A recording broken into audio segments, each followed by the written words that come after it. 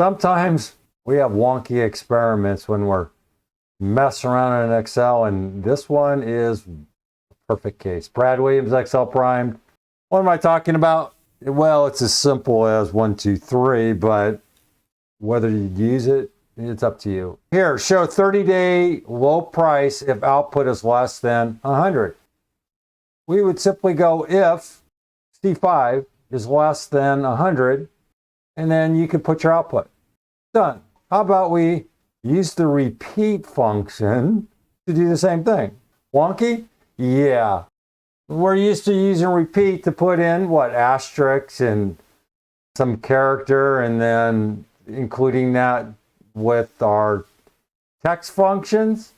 Here we just took a bit of a tangent and decided to see where we could get with this repeat function. And all it is, and you can put anything you want in here.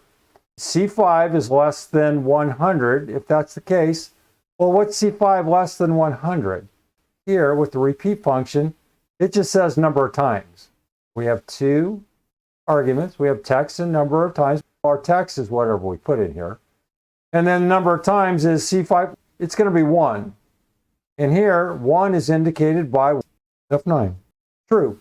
And true translates to 1. Repeat says, if this is less than, and it automatically will throw in whatever you inserted as text. Now here's the interesting thing. It automatically defaults to blank if it won't show anything if your number is greater than C7 in this case. Moving on down, discrete. You can read this.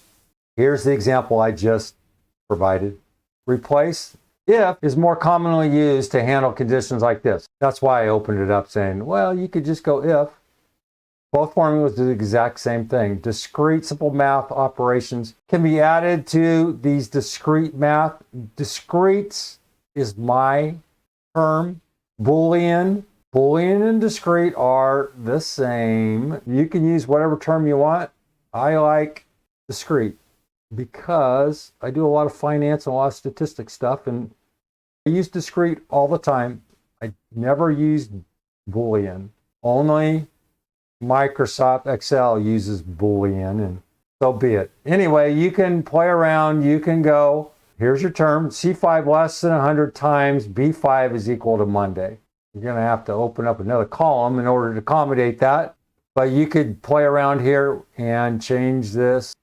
You can say, well, greater than 543. You're going to have a tough time. You could easily change that up to whatever you want. You can also do the same thing with an if and statement down here. Force, sometimes while utilizing the discrete math, Excel must be forced to convert true and false to 1 and 0. A double negative is an easy way to accomplish this.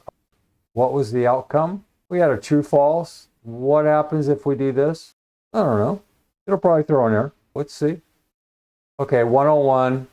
And then here, number of times, F9. Okay, F9.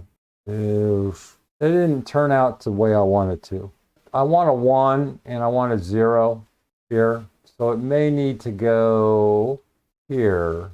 It's a fickle little thing, this double unary. And I know that won't work. Oh, okay, if we have to use brute force and convert this over. Remember I showed you it was true. Well, put this argument into parentheses, put the unary outside, hits number of times, and there's your true, 1. If we hit F9 and we have a false, number of times, F9, big O 0. Brad Williams, Excel Prime, thank you.